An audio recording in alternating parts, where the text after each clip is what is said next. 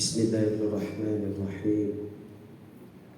Assalamualaikum warahmatullahi wabarakatuh. Alhamdulillah, alhamdulillah wa kafa. Wassalatu wassalamu ala nabiyyina Muhammadin Mustafa wa ala alihi wa sahbihi ahli sidqi wal wafa. Subhanaka la ilma lana illa ma 'allamtana innaka antal alimul hakim. Rabbana zidna ilman warzuqna fahman bi rahmatika ya arhamar rahimin. Amma ba'du, hadirin jamaah yang muliakan oleh Allah Subhanahu wa taala. Insyaallah pada kesempatan kali ini kita akan membahas tentang hak dan kewajiban suami terhadap istri, juga istri terhadap suami, juga kewajiban orang tua terhadap anak, juga kewajiban anak terhadap kedua orang tua. Di dalam kitab Al-Fiqhul Manhaji ada pembahasan fiqhul usrah atau fikih tentang keluarga. Maka salah satu yang dibahas itu adalah tentang hak dan kewajiban bagi setiap individu keluarga itu sendiri. Di antara hak kedua pasangan, baik suami ataupun istri, dan juga kewajibannya, faqad aujaba al-Islamu 'ala zawji li zawjatihi, maka Islam telah mewajibkan kepada suami terhadap istrinya. Berarti kewajiban suami terhadap istri ataupun hak istri dari suaminya. Yang pertama adalah al-mahar, mahar. Ya. Sehingga makanya Allah berfirman di dalam surah An-Nisa ayat 4, A'udzu billahi minasyaitonir rajim, wa atun nisaa shadaqatihinna nihlah. Berikanlah istri-istri kalian itu shadaqatihinna. Shadaqat di sini adalah maharnya. Maka wajib bagi seorang suami memberikan mahar kepada istrinya. Kewajiban yang kedua itu adalah an-nafaqah, memberikan nafkah. Sebagaimana firman Allah di dalam surah Al-Baqarah ayat 233, wa 'alal mauludi lahu rizquhunna wa kiswatuhunna bil ma'ruf. Dan bagi ayah wajib memberikan rizki ataupun nafkah, dan juga kiswah. Kiswah itu adalah pakaian kepada ibu-ibunya, ibu-ibu dari anak tersebut atau berarti istrinya. Bil ma'ruf, dengan cara yang baik. Nah, maka kewajiban bagi seorang ayah, bagi suami, untuk memberikan nafkah. Entah nafkah berupa makan, ya, kemudian nafkah berupa tempat tinggal, dan juga nafkah berupa pakaian atau disebut kiswah.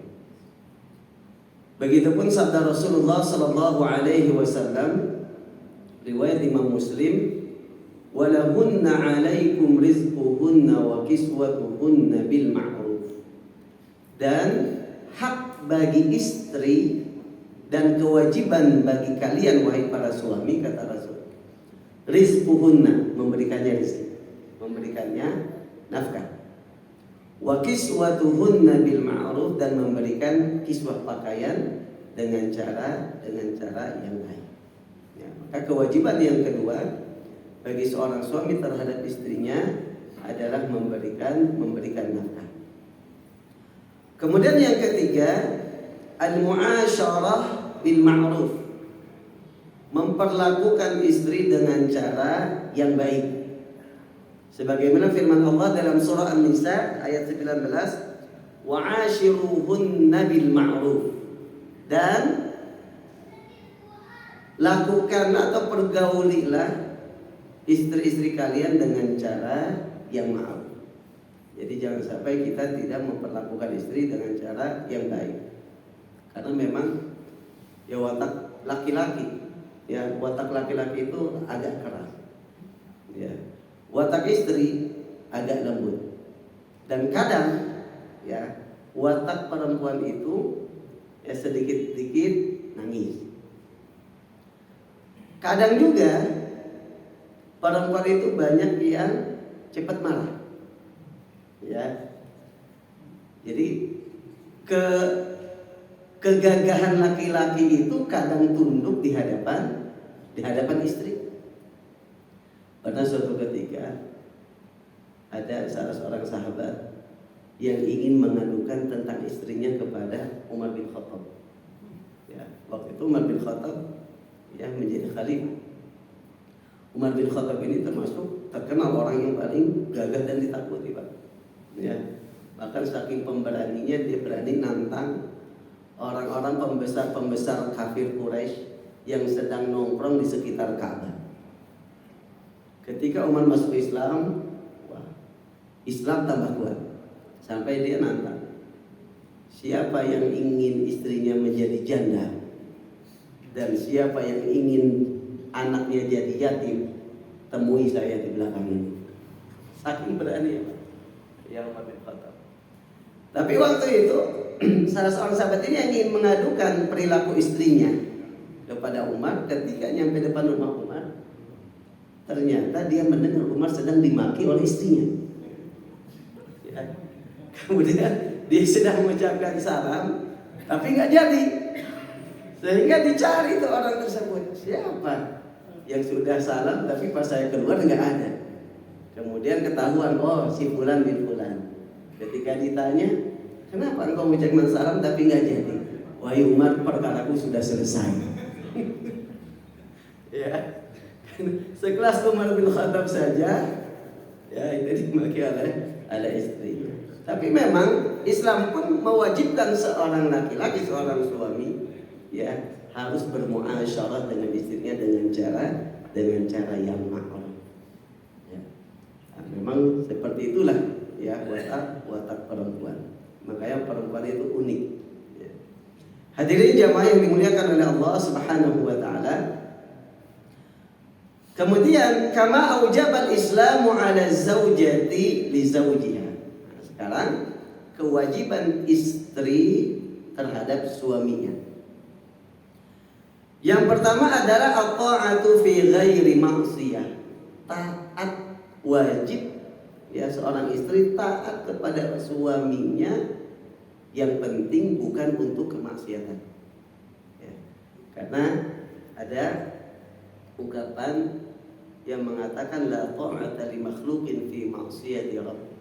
Tidak wajib mentaati makhluk, siapapun makhluk tersebut. Entah itu suami, entah itu orang tua, kalau untuk bermaksiat kepada Allah Subhanahu wa ta'ala. Baik itu atasan kita, ya, baik itu bos kita, kalau nyuruhnya untuk kemaksiatan tidak wajib taat. La ta'ata li makhluqin fi ma'siyati rabb. Bahkan termasuk kepada kedua orang tua kita. Kalau kedua orang tua kita menjerumuskan atau menyuruh kita untuk berbuat maksiat, apalagi musyrik kepada Allah, nah itu kita tidak wajib mentaatinya. Makanya Allah berfirman di dalam surah Luqman, wa in jahadaka ala an tusyrika bi ma laysa laka bihi ilmun fala tuti'huma wa sahibhuma fid dunya ma'rufa. Kata Allah, kalau kedua orang tua berusaha untuk membuatmu musyrik kepada Allah, ya, fala tuti'huma, maka janganlah engkau taati keduanya. Meskipun taat kepada orang tua itu wajib, ya.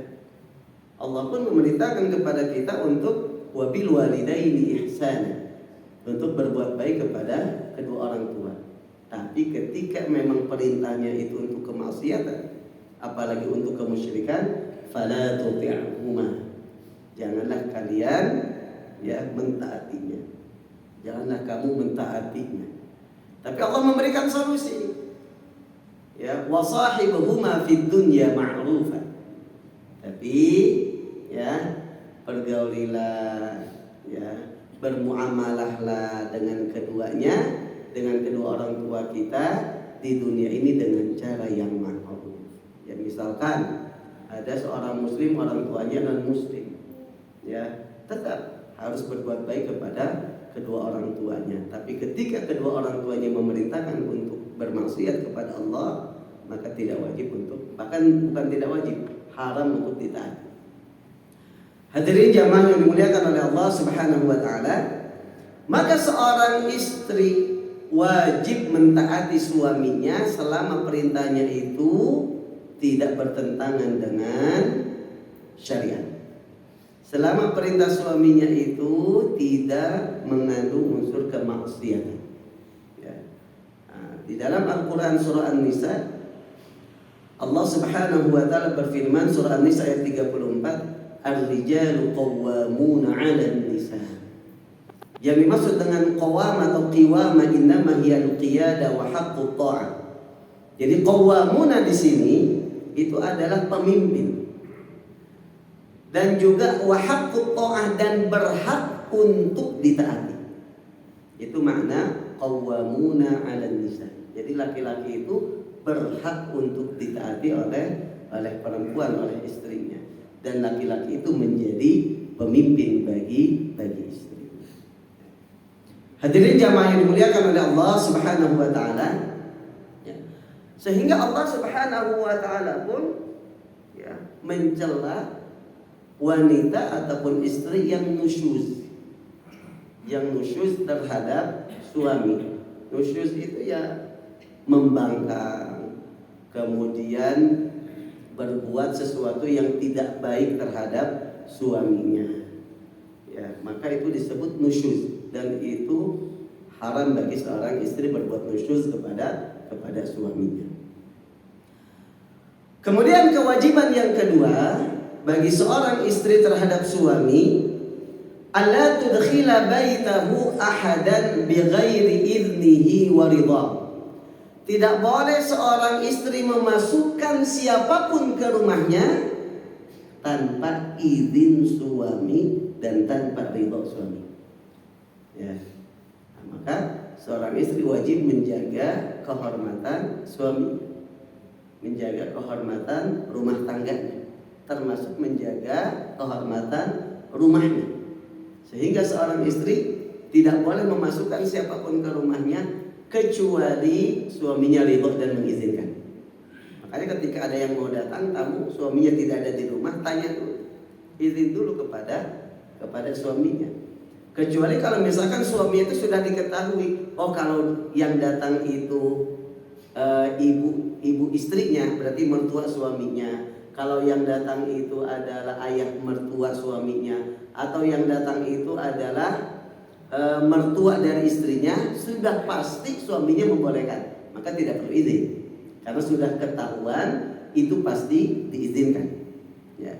Tapi kalau misalkan tamunya itu orang yang mungkin ngizinin enggak ya, maka si istri wajib untuk meminta izin kepada suaminya. Di dalam hadisnya riwayat Imam Muslim, Rasulullah SAW bersabda, "Walakum 'alaihinna alla yuti'na furushakum ahadan takrahuna." Dan hak kalian wahai para suami, 'alaihinna, dan kewajiban bagi para istri, alla yuti'na furushakum ahadan takrahuna.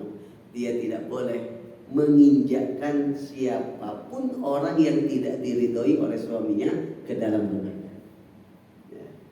Maka ketika akan menerima tamu, ya seorang istri harus meminta izin kepada suaminya. Al-Imam An-Nawawi rahimahullah ta'ala berkata, la ya'dhanna li ahadin taqrahunahu fi dukhuli buyutikum wal julus fi manazilikum. Imam An-Nawawi ketika mensyarah hadis tadi, Imam Nawawi itu salah seorang ulama yang memiliki kitab syarah Sahih Muslim. Kita mengatakan tidak boleh ya mengizinkan kepada seseorang yang kalian tidak senang, yang kalian tidak ridhoi, untuk masuk kepada rumah kalian. Jadi si istri, para istri tidak boleh mengizinkan siapapun yang tidak diridhoi oleh suaminya untuk masuk ke dalam rumah-rumah suaminya. Wal julus fi manazilikum, dan juga untuk duduk-duduk di rumah suaminya. Nah, maka hadis ini merupakan dalil kuat yang menyatakan bahwa seorang istri wajib meminta izin kepada suami ketika akan menerima tamu. Hadirin jamaah yang dimuliakan oleh Allah Subhanahu wa taala. Kemudian kewajiban selanjutnya bagi seorang istri terhadap suaminya, an tahfadha syarafahu wa tasuna 'irdahu wa tuhafidha 'ala malihi. Harus menjaga kemuliaan suaminya, juga menjaga kehormatan suaminya, dan juga menjaga harta suaminya. Maka istri berkewajiban untuk menjaga kehormatan suaminya, ya, misalkan dengan menjaga dirinya, dengan menjaga diri seorang istri, supaya kemuliaan dan kehormatan istrinya, suaminya itu tidak rusak dan tidak hancur. Ini berdasarkan sabda Rasulullah Sallallahu Alaihi Wasallam, riwayat Imam Abu Dawud dan disahihkan oleh Imam Al-Hakim dalam Mustadraknya. Ala adullukum ala khairi ma yaknizur rajul. Rasulullah bersabda, maukah kalian aku tunjukkan terhadap simpanan yang paling baik yang dimiliki oleh seorang laki-laki, celengan yang paling bagus yang dimiliki oleh seorang laki-laki. Nah, kemudian Rasulullah pun menjawab tadi dengan mengatakan al-mar'atus salihah, istri yang salihah. Jadi istri salihah itu merupakan simpanan atau celengan atau tabungan sebaik-baiknya tabungan bagi seorang laki-laki. Ya. Kemudian diterangkan oleh Rasulullah Sallallahu Alaihi Wasallam apa saja sifat dari istri salihah tersebut. Yang pertama kata Rasulullah, allati idza nazara ilaiha sarrathu, yaitu seorang istri yang apabila suaminya melihatnya, memandangnya, itu membuat suaminya itu bahagia, senang. Ya, nah, makanya para istri jangan cemberut terus. Ya, nah, itu kehilangan satu poin dari kriteria istri salihah. Ya, makanya kata Rasulullah salah satu sifat istri salihah yang pertama adalah allati idza nazara ilaiha sarrathu, yaitu istri atau wanita salihah itu adalah yang apabila suaminya memandangnya itu membuat suaminya itu senang. Kira-kira bapak-bapak senang istrinya cemberut atau senyum, Pak? Pasti senyum. Ya. Itu cuman untuk membuat istri senyum pun, nah itu tugas bagi suami. Ya. Jangan sampai kita yang membuat istri kita cemberut terus. Memang wanita itu seperti itu. Ya. Nah, makanya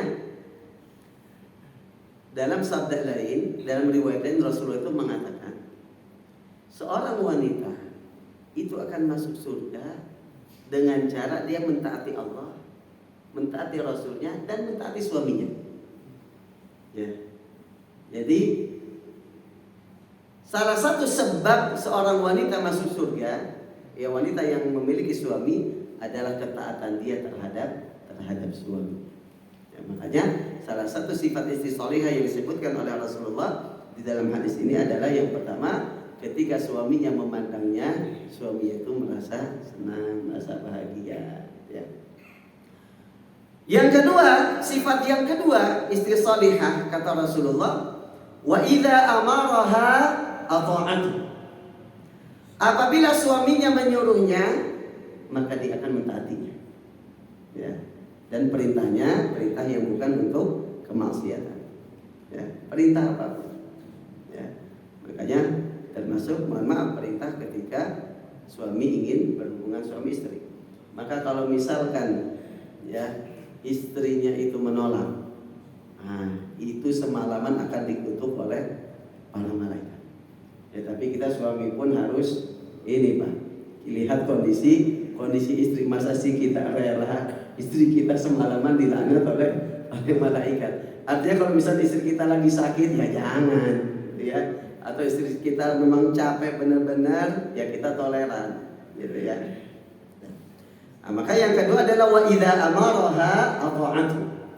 Ketika suaminya itu memerintahkannya, menyuruhnya, maka dia akan mentaatinya. Wa idza ghaba anha hafizathu fi nafsiha wa mali. Ini adalah poin dari hadis ini yang menerangkan tentang kewajiban istri yang tadi, yaitu kewajiban istri terhadap suami adalah menjaga kemuliaannya, juga menjaga kehormatannya, dan juga menjaga hartanya. Makanya Rasulullah mensifati istri salihah berikutnya adalah dengan wa idza ghaba anha hafizathu fi nafsiha wa mali.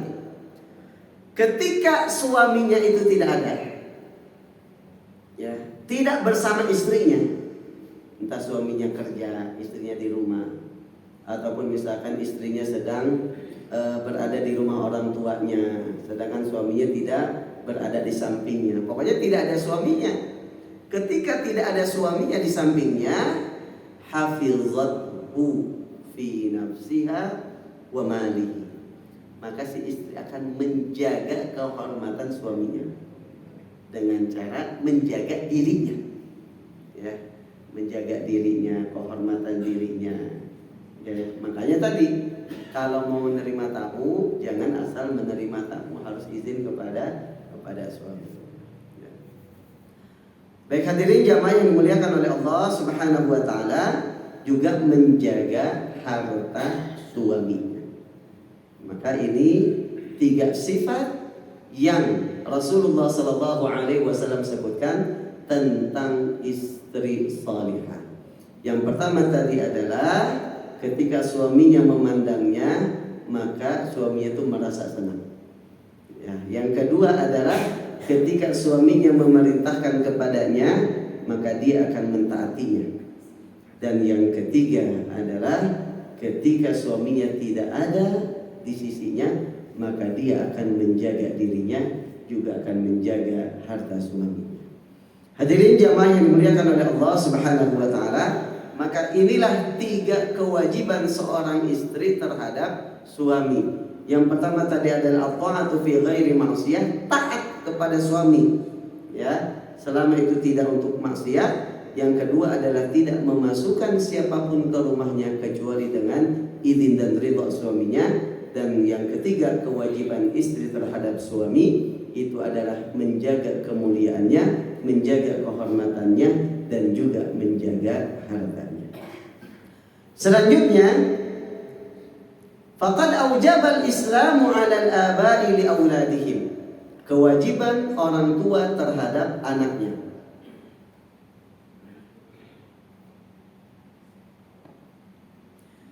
Yang pertama adalah an-nafaqah, memberikan nafkah. Khususnya ayah. Khususnya seorang ayah wajib memberikan nafkah kepada anaknya. Bahkan di dalam surah Al-Talaq ayat 6, Allah Subhanahu wa taala berfirman, "Fa in arda'na lakum fa'atuhunna ujurahunna." Kalau misalkan mereka istri-istri itu menyusui untuk anak-anak kalian, wahai para suami, fa'atuhunna ujurahunna, maka berikanlah upahnya. Ya. Bahkan berhak seorang istri meminta upah karena dia menyusui anaknya. Itu berhak. Cuma kalau di kita mungkin, masa si anak sendiri nyusuin anak sendiri, masa minta upah. Tapi berhak. Karena yang wajib memberikan nafkah kepada anak itu adalah ayah. Ya. Kemudian makanya ketika misalkan ibunya atau si istrinya itu, ibu dari anaknya itu tidak bisa menyusui, maka dicarikan ibu susuan. Ya. Ataupun diberikan misalkan sekarang dengan susu formula. Ya. Makanya berhak seorang istri meminta upah atas jasa dia telah menyusui anaknya. Makanya Allah berfirman, fa in arda'na lakum fa'atuhunna ujurahunna. Kalau istri-istri kalian itu telah menyusui untuk anak-anak kalian, fa'atuhunna ujurahunna, maka berikanlah kepada mereka itu ujurahunna ataupun imbalannya. Faqad aujaballahu azza wa jalla ujratal murdi' li nafaqatil walad. Maka dikatakan dalam kitab ini ketika mengomentari ataupun menjelaskan ayat tadi, Allah azza wa jalla telah mewajibkan bayaran ataupun imbalan ya bagi orang wanita yang menyusui untuk sebagai nafkah terhadap anaknya. Jadi kalau ada ibu yang menyusui, entah ibu kandungnya ataupun yang tidak, yang bukan ibu kandungnya, ibu susuannya, maka yang wajib memberikan nafkah, yang membayarnya adalah ayah. Maka kewajiban yang pertama seorang ayah itu adalah memberikan nafkah kepada anaknya. Kemudian yang kedua, husnul tarbiyah wa ta'dib 'ala al-ibadat wal akhlaq.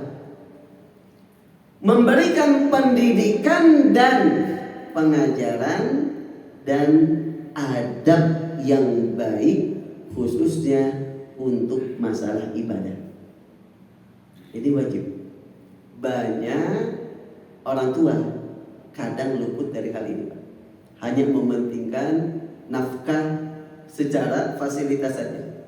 Fasilitas diberikan, makan dikasih makanan yang bergizi yang enak sekalipun, pendidikan sekolahnya sekolah yang wah, tapi tidak diajarkan anaknya tata cara sholat, anaknya tidak disuruh ngaji, anaknya nggak bisa baca Al-Quran dibiarkan, anaknya tidak sholat, tidak puasa, tidak ibadah dibiarkan. Ini adalah kewajiban bagi orang tua. Ya. Makanya dalam sabdanya Rasulullah SAW bersabda, "Adibu auladakum ala thalathi khisalin." Ajarilah anak-anak kalian dengan 3 hal. Yang pertama adalah hubbi nabiyikum, mencintai nabi. Jadi kita kenalkan kepada anak-anak kita siapa nabi kita. Jangan sampai anak-anak kita lebih kenal artis-artis Korea daripada nabinya. Jangan sampai anak-anak kita lebih hafal para pemain timnas dibandingkan nabi dan para sahabatnya dan keluarga. Ya. Maka kata Rasulullah, ajarilah yang pertama adalah hubbi nabiikum, cinta kepada nabi. Yang kedua adalah wa ali baiti, dan juga keluarganya. Ya. Makanya ada dalam salah satu kitab disebutkan wajib bagi kita mengetahui keluarga Nabi Muhammad. Wajib. Kalau kita tidak tahu siapa nama ayahnya, ibunya, anaknya, istrinya, ya bisa dikatakan dosa karena hukumnya wajib. Makanya ketika anak kita masih kecil itu ajarkan. Minimal kalau kita nggak tahu, suruh ngaji. Ya, anak kita suruh ngaji. Maka wajib bagi orang tua khususnya ayah untuk mengajarkan anak-anaknya itu tata cara ibadah dan juga akhlak. Kemudian yang ketiga kata Rasulullah, ajarilah anak kalian wa qiraatil Quran, membaca Al-Quran. Ya. Membaca Al-Quran, kalau Ustaz saya kan baru bisa juga saya baca Al-Quran. Kalau saya ngajarin anak saya malah nanti lebih pintar anak saya. Minimal kita menyuruh anak kita untuk ngaji, Pak. Atau kita mendatangkan, misalkan suruh ngaji kemana, atau mendatangkan guru untuk mengajari anak kita ngaji. Atau minimal kita mengajarkan huruf hijaiyah kepada anak kita, supaya kita pun dapat pahala ketika anak kita nanti bisa membaca Al-Quran. Jangan sampai dari awal, dari pengenalan huruf sampai akhir guru ngajinya, yang dapat pahala banyaknya guru ngajinya nanti. Ya, makanya minimal kita kenalkan, saya bacaan saya kurang bagus, minimal kenalkan, ini loh nak, yang berdiri namanya alif. Ya, ini yang ada titiknya di bawah ba. Minimal kita kenalkan.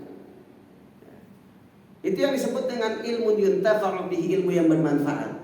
Jadi ilmu yang kita berikan kemudian diamalkan dan sebagainya, itu yang akan terus mengalir pahala. Nah, maka kewajiban selanjutnya bagi orang tua, khususnya bagi seorang ayah, adalah mendidik anaknya dengan pendidikan yang baik, juga mengajarkan anaknya dengan adab yang baik, juga mengajarkan anaknya dan juga menyuruh anaknya untuk beribadah. Makanya Rasulullah SAW menyatakan muru sibyanakum bis salati li sab'i fi mama. Suruhlah anak-anak kalian ketika usianya 7 tahun suruh sholat. Belum wajib bagi anak kita karena belum balik. Karena usia balik itu minimal usia 9 tahun menurut kalender Hijriah. Minimal. Itu pun kalau sudah memiliki tanda-tanda balik. Tanda balik itu keluarnya air mani, baik laki-laki ataupun perempuan, entah dengan cara apapun, dengan cara mimpi, dengan cara misalkan dia membayangkan hal-hal seperti itu kemudian keluar air mani. Pokoknya keluar air mani. Yang kedua, khusus untuk perempuan adalah dengan keluarnya darah haid.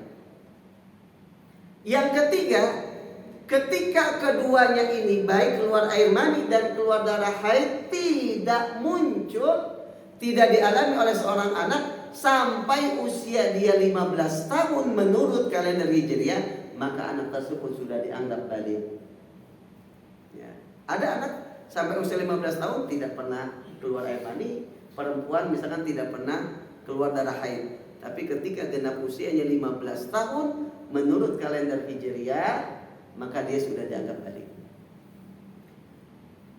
Memang ketika usia 7 tahun belum wajib anak kita, tapi wajib bagi orang tua untuk menyuruhnya sholat. Berarti kalau anak tersebut tidak diperintahkan sholat, yang dosa adalah orang tuanya. Ketika anak tersebut usia 7 tahun. Ya. Nah, maka jangan sampai nunggu anak kita balik baru kita suruh sholat, Pak. Kenapa? Karena belum terbiasa.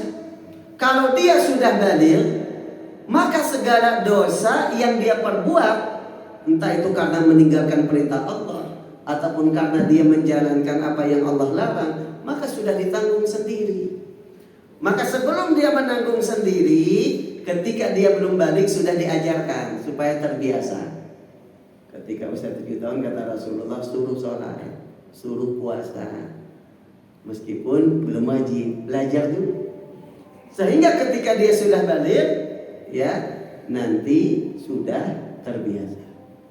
Bahkan Rasulullah mengatakan ketika usianya 10 tahun pukul kalau tidak mau beribadah. Ya, ini kewajiban bagi orang tua. Hadirin jamaah yang dimuliakan Allah Subhanahu wa taala, kita jeda adzan dulu, nanti insyaallah setelah adzan kita lanjutkan, tinggal beberapa poin lagi.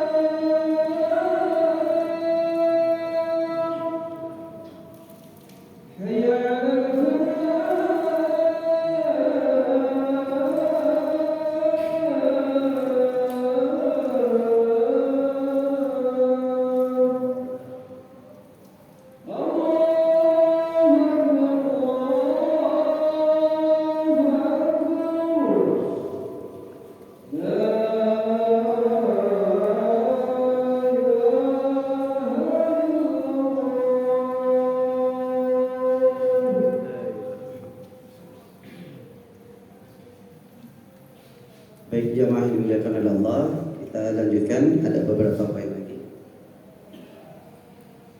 Ketika usia anak tersebut 10 tahun, maka pukul kalau tidak mau beribadah. 10 tahun pun itu kalau memang belum balik. Kalau sudah balik harus sudah dipaksa, karena sudah menanggung dosanya sendiri. Maka ketika anak kita subuh belum bangun, jangan sampai kita merasa kasihan baru tidur, ya. Jangan merasa kasihan baru tidur, ya justru harusnya kita kasihan kalau anak kita sampai meninggalkan sholat, meninggalkan perintah Allah. Kemudian Rasulullah Shallallahu Alaihi Wasallam pun dalam hadis lain mengatakan, "Ala kullukum ra'in wa mas'ulun an ra'iyatihi." Ketahuilah setiap kalian itu adalah pemimpin dan akan diminta pertanggungjawaban terhadap apa yang dipimpinnya. Fal amirul ladzi 'ala nasi ra'in wa mas'ulun 'ala ra'iyah. Maka pemimpin ataupun pemerintah itu adalah pemimpin bagi rakyatnya. War rajulu ra'in 'ala ahli baiti, dan seorang laki-laki, seorang ayah, seorang suami itu merupakan pemimpin bagi anggota keluarganya, dan kelak akan diminta pertanggungjawaban oleh Allah atas mereka itu semuanya. Wal mar'atu ra'iyatun 'ala baiti ba'diha wa waladihi wa hiya mas'ulatun 'anhum. Dan seorang perempuan, seorang istri itu pun merupakan ra'iyah, pemimpin untuk rumahnya dan juga untuk anak-anaknya. Wal 'abdu ra'in 'ala mali sayyidihi wa huwa mas'ulun 'anhu. Dan seorang hamba, budak hamba sahaya itu termasuk pemimpin untuk harta dari majikannya dan akan diminta pertanggungjawaban. Ala fa kullukum ra'in wa kullukum mas'ulun 'an ra'iyatihi. Ketahuilah, kata Rasulullah, setiap kalian itu adalah pemimpin dan akan diminta pertanggungjawaban oleh Allah terhadap apa yang ia pimpinnya. Terakhir adalah kewajiban anak terhadap orang tuanya. Yang pertama adalah ta'atul walidain fi ghairi ma'siyatillahi ta'ala wal ihsan ilaihima. Mentaati kedua orang tua selama bukan untuk kemaksiatan. Maka itu wajib bagi seorang anak kepada kedua orang tua. Makanya Allah menggabungkan perintah untuk menyembah Allah dengan perintah untuk berbuat baik kepada kedua orang tua. Wa qadara rabbuka alla ta'budu illa iyyah. Allah mau berwasiat, Allah menetapkan janganlah kalian menyembah kecuali kepada Allah. Wa bil walidaini ihsan. Lalu selanjutnya Allah menggabungkan perintah itu dengan wa bil walidaini ihsana, dan berbuat baiklah kepada kedua orang tua kalian. Maka keberkahan hidup seorang anak salah satunya disebabkan bagaimana bakti dia terhadap orang tuanya. Mungkin di antara kita ada yang merasakan ketika kita pernah punya salah kepada kedua orang tua kita, ataupun kedua orang tua kita tidak ridho dengan apa yang kita lakukan, pasti akan ada jalan yang menutupi langkah kita. Ya. Kemudian selanjutnya, wan nafaqatu lil walidain in kana faqiraini wal waladu musiran. Selanjutnya kewajiban seorang anak terhadap kedua orang tuanya adalah memberikan nafkah kalau kedua orang tuanya itu fakir sedangkan anaknya itu kaya. Itu wajib. Ya. Istilahnya secara perkemanusiaan saja nggak diwajibkan. Istilahnya masa ada anak yang tega menelantarkan orang tuanya, padahal ketika kecil dia diurus oleh orang tuanya. Hadirin jamaah yang dimuliakan oleh Allah Subhanahu wa taala, maka itulah yang bisa kita kaji bersama pada kesempatan kali ini tentang ahkamul usrah ataupun hukum-hukum yang berkaitan dengan keluarga. Yang kita bahas malam hari ini adalah tentang hak dan kewajiban dari setiap anggota keluarga. Mudah-mudahan kita pun bisa menunaikan kewajiban kita dengan sebaik-baiknya. Allahumma shalli ala Muhammad wa ala ali Muhammad walhamdulillahi rabbil alamin. Allahumma anfa'na bima 'allamtana wa 'allimna ma yanfa'una warzuqna 'uluman tanfa'una fid din wa dunya wal akhirah. Allahumma ansur ikhwatana al-muslimin al-mu'minin al-mustad'afina fi Filastin wa fi Gaza. Allahumma ansurhum wa ansurhum ala a'daihim. اللهم عليك باليهود ومن يعينهم، اللهم شتت شملهم ومزق جمعهم وزلزل أقدامهم وألقي في قلوبهم الرعب إنك على كل شيء قدير. ربنا آتنا في الدنيا حسنة وفي الآخرة حسنة وقنا عذاب النار. Baik hadirin jamaah yang dimuliakan Allah Subhanahu wa taala, kurang lebihnya mohon maaf. Wal 'afwu minkum. Wassalamualaikum warahmatullahi wabarakatuh.